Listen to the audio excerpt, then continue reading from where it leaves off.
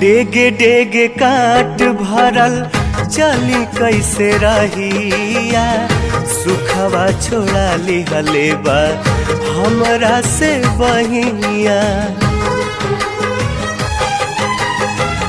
डेगे डेगे काट भरल चली कैसे रहिया, सुखवा छोड़ा लिहले बा हमरा से बहिया।